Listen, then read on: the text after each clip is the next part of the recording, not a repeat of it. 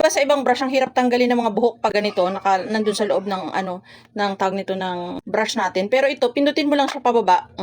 Ba? Tanggal na yung mga buhok. Wala na, linis na. Kakaligo ko lang at sakto dumating na tong suklay na iniintay ko. Ayun o. Ito yung suklay na hindi ka mahirapan magtanggal ng buhok. Di ba yung mga brushes natin? Yung mga, sakit taray. Di ba yung mga brush natin?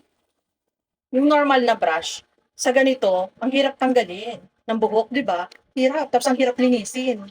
Pero ito, pipindutin mo lang ito pataas at lalabas na yung kanyang bristles. At alam nyo bang hindi siya masakit sa ulo? Tapos, kapag maraming buhok dyan, babalik mo lang pababa, makukuha mo na kasi flat na siya. Diba ang bongga? Try natin.